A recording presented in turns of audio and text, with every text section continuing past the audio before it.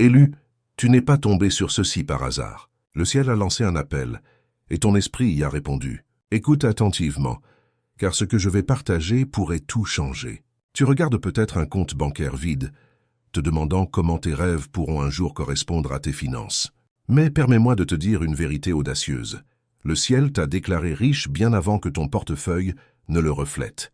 Le monde peut rire de ton solde actuel, mais Dieu, lui, voit un héritage. Il voit une destinée. Il voit quelqu'un en qui il peut avoir confiance pour gérer davantage. Cette tension que tu ressens, cette pression, ce n'est pas une punition, c'est une préparation. Prépare-toi, car une transformation financière et spirituelle, si soudaine qu'elle te donnera l'impression d'un coup de fouet divin, est sur le point de t'arriver. Un jour, tu pries pour avoir assez d'argent pour l'essence. Le lendemain, tu gères des virements à 6 chiffres et tu entres dans des lieux dont tu n'osais que rêver. Mais écoute bien ceci, ce prochain niveau ne se limite pas à des chiffres ou à des dollars. Il s'agit de discipline, de responsabilité divine, de destinée. À celui à qui l'on a beaucoup donné, il sera beaucoup demandé. Luke 12:48. Tu n'es pas simplement béni, tu es investi d'une mission. Et voici une vérité que beaucoup évitent. Plus de 70% des gagnants de loterie se retrouvent en faillite en moins de 5 ans. Non pas parce qu'ils étaient maudits, mais parce qu'ils n'étaient pas préparés. Ils ont reçu ce qu'ils ne pouvaient porter, touchant l'abondance sans avoir l'infrastructure pour la maintenir. Mais toi, ce ne sera pas ton histoire. Tu as traversé une saison cachée pour une raison. Dieu ne t'a pas ignoré, il t'a construit. Pendant que d'autres cherchèrent la scène, tu étais façonné. Pendant qu'ils s'affairaient à publier, tu étais en cours de transformation. Ce calme que tu as ressenti récemment, ce silence presque sacré, c'était Dieu qui répétait avec ton esprit pour t'habituer à l'inconnu. Il t'a équipé pour porter ce qui vient sans perdre qui tu es dans le processus. Bien-aimé, je prie pour que tu prospères en toutes choses et que tu sois en bonne santé, comme prospère l'état de ton âme. 3 Jean 1:2. Vois-tu, la prospérité ne se limite pas à l'argent. Elle concerne l'état de ton âme. Tu ne reçois pas seulement de la richesse, tu es transformé en un mouvement de Dieu incarné. Tu deviens un changeur d'atmosphère, un financier du royaume, une réponse ambulante à la prière désespérée de quelqu'un d'autre. Oui, ton ascension surprendra les gens. Ils passeront de t'ignorer à chercher ton nom sur Internet, de se moquer de tes luttes, à essayer d'imiter ta force, et c'est normal. Laisse-les être déconcertés, car ce que Dieu s'apprête à faire dans ta vie ne sera pas compréhensible. Ce sera historique. Maintenant, je te demande de faire quelque chose d'audacieux. Si ton esprit s'éveille, si tu ressens une confirmation au fond de toi, déclare-le. Écris 777. Dans les commentaires maintenant. C'est ton signe, ton accord public avec le ciel, montrant que tu es prêt. Prêt à entrer dans ta mission divine, prêt à être digne de confiance, prêt à être transformé. Et ne pars pas encore, car nous n'avons pas fini. Reste avec moi jusqu'à la fin, car nous conclurons par une prière puissante pour aligner ton esprit avec l'abondance que Dieu prépare. Allons plus loin. Parlons de ce que signifie vraiment être choisi. Parlons de ce que la plupart des gens manquent. La richesse soudaine ne tombe pas simplement sur tes genoux comme une bénédiction. Elle arrive comme un test déguisé en récompense. Elle sourit comme un miracle, mais elle scrute les profondeurs de ton caractère. Et quand la pression s'allège, quand tu cesses enfin de vérifier ton compte avant chaque achat, c'est là que commence le véritable terrain d'épreuve. Car dans le manque, les limites sont claires. Tu prises avec urgence, tu planifies avec précision. Tu t'appuies sur Dieu parce que tu sais que tu ne peux pas y arriver sans lui.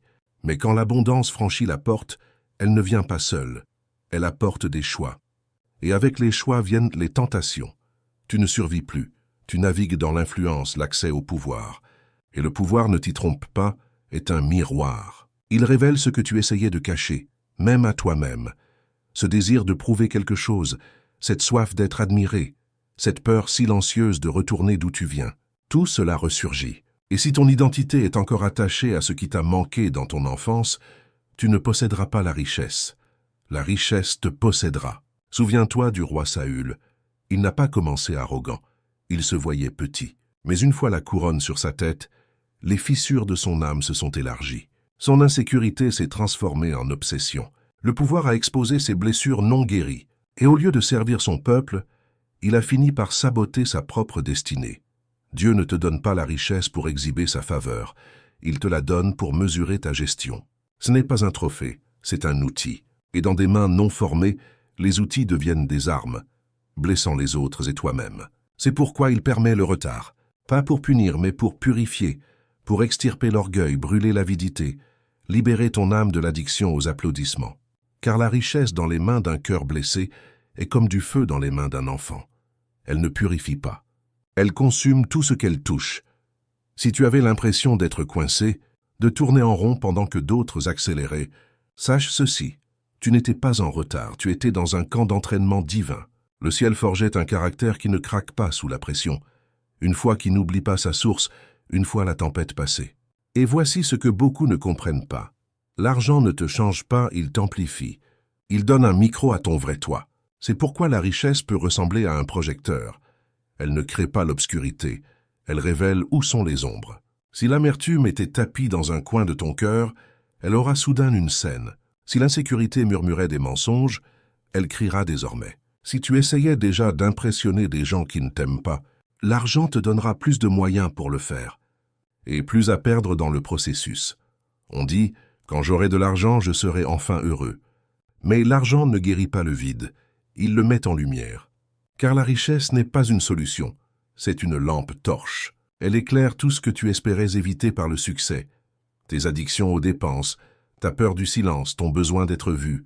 Et si tu ne fais pas face à ces choses dans l'ombre, tu te noieras dans les distractions, une fois sous la lumière. C'est pourquoi Dieu forme les élus dans l'obscurité. Il observe comment tu gères la pression, quand personne ne regarde. Il écoute tes prières quand il n'y a rien d'éclatant à montrer.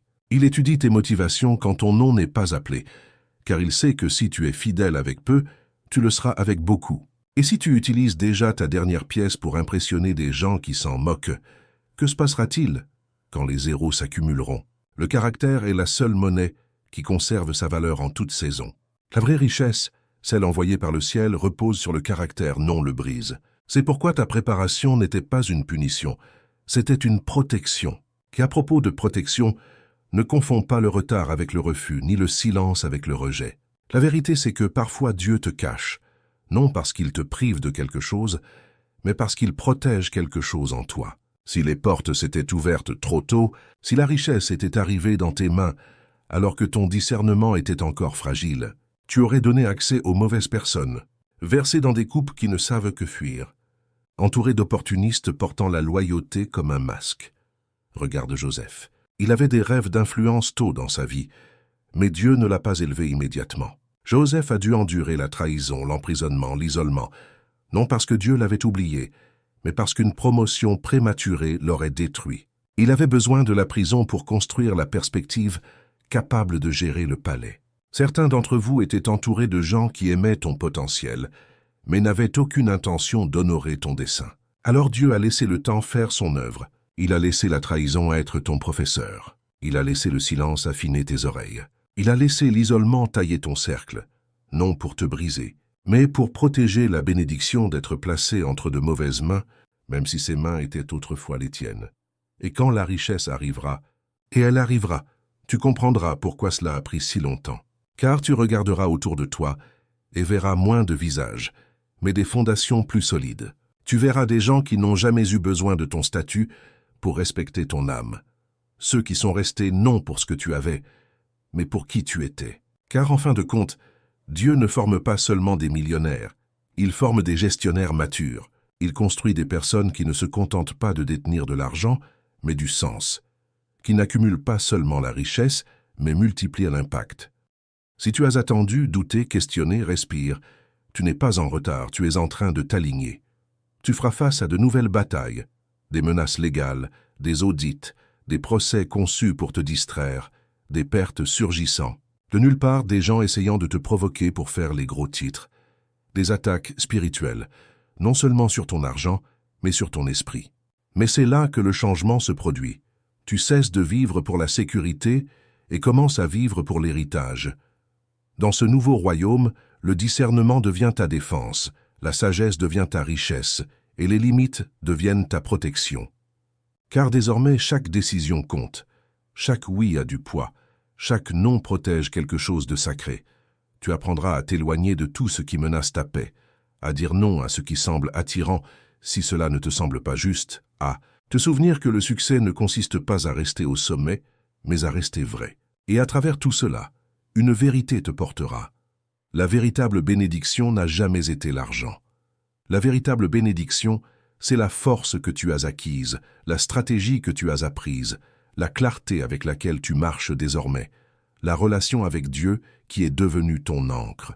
Tu n'as pas été choisi simplement pour devenir riche. Tu as été choisi pour reconstruire des fondations, briser des chaînes générationnelles et porter des réponses enveloppées de sagesse.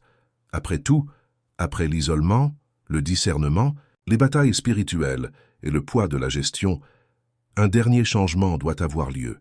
Et cela n'a rien à voir avec ce que tu deviens en public, mais tout avec ce que tu portes en privé. Ce prochain niveau de richesse ne concerne pas la compétition, il concerne la mission. Tu n'es pas positionné pour éclipser les autres, mais pour donner au-delà des nations. Dieu ne t'a pas élevé pour courir après les applaudissements, mais pour répondre à des missions. Tu n'as pas été appelé seulement à réussir. Tu as été appelé à servir à grande échelle, à construire ce que les systèmes ont ignoré, à financer ce que les églises ne pouvaient pas, à restaurer ce que les gouvernements ont oublié. Ce n'est pas une abondance aléatoire, c'est une libération ciblée. Les ressources qui viennent à toi sont destinées à reconstruire des lieux où l'espoir s'est éteint, des quartiers, des lignées, des ministères, des cœurs.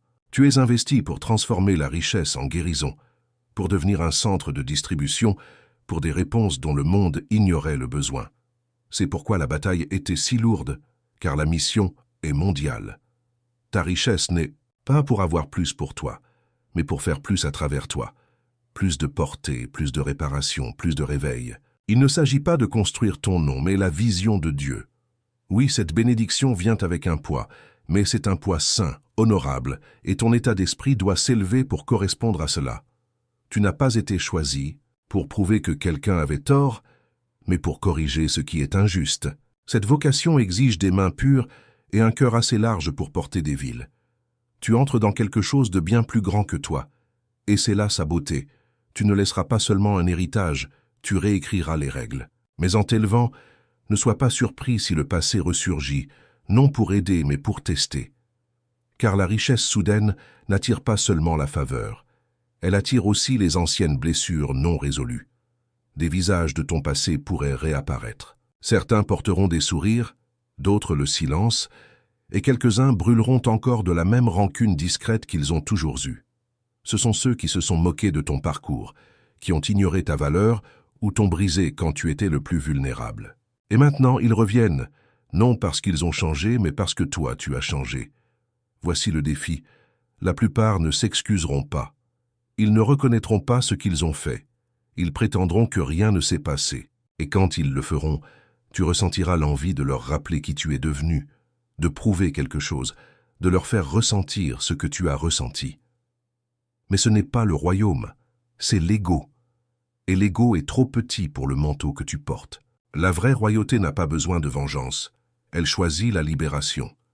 La richesse te donne des options, mais la plus grande pourrait être celle-ci.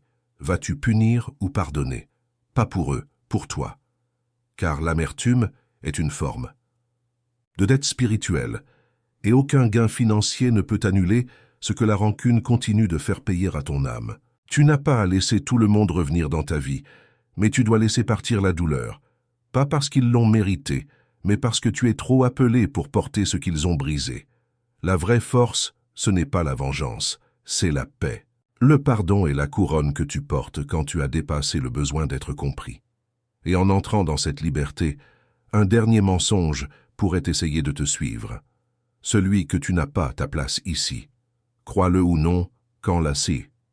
Richesse arrivera, quand les prières deviendront réalité, quand la plateforme s'élargira et que les ressources se multiplieront, tu pourrais entendre un petit murmure dans ta tête. Es-tu sûr que ceci était destiné pour toi? Début, cela ne ressemblera pas à de la peur, mais à de l'humilité. Ce n'en est pas. C'est le résidu d'avoir été écarté trop longtemps.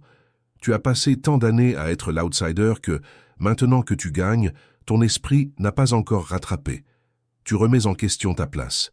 Tu te sens coupable d'avoir plus. Tu te demandes si c'était une erreur. Tu commences à te rétrécir pour que les autres ne se sentent pas petits. Mais écoute ceci clairement. Tu n'es pas un imposteur. Tu es une réponse. Tu n'as pas triché pour arriver ici. Tu as été forgé dans le feu pour cela. Le travail n'était pas toujours visible. L'effort n'était pas affiché en ligne. Mais Dieu l'a vu.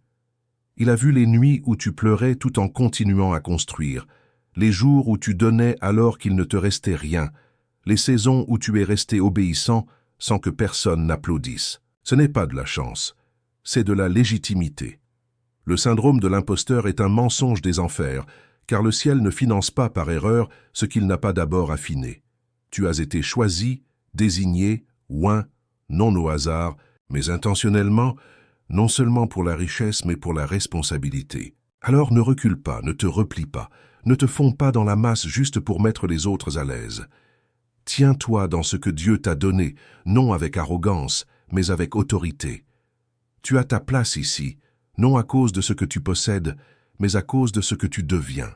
Tu n'as pas trébuché sur cette table, elle a été dressée pour toi. Et maintenant que tu es assis, apporte ta foi, ta sagesse, ton cœur guéri, et mange avec confiance.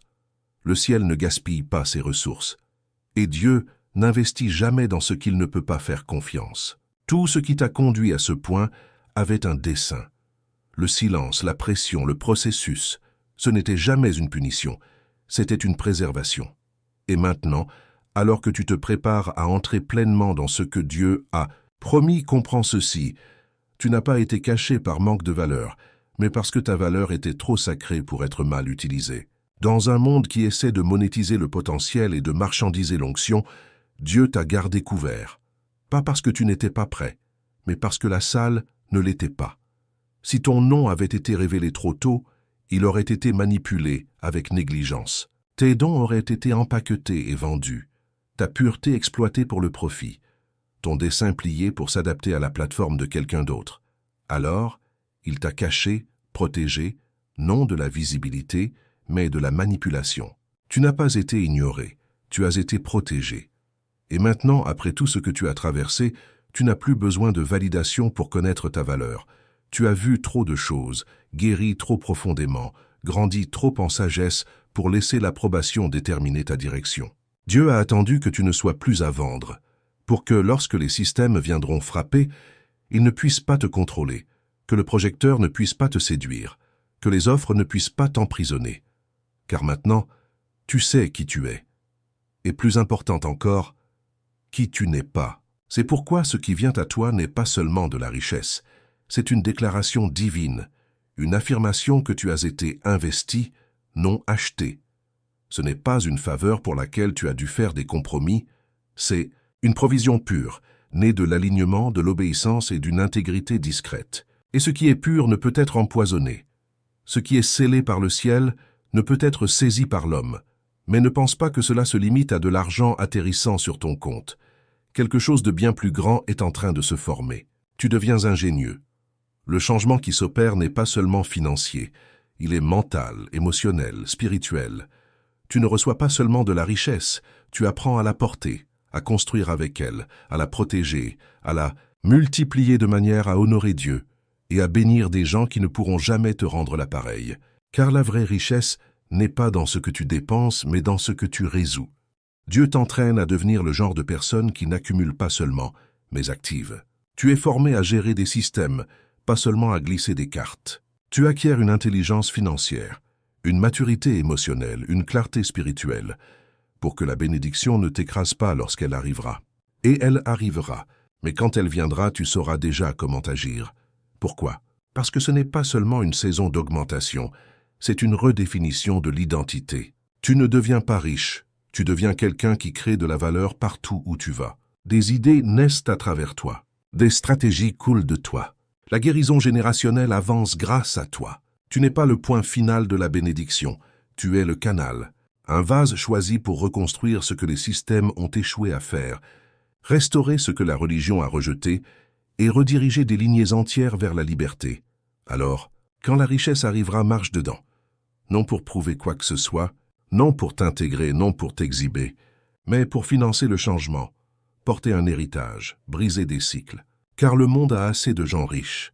Ce dont il a besoin, ce sont des gestionnaires guéris, entiers, sains, des gens comme toi.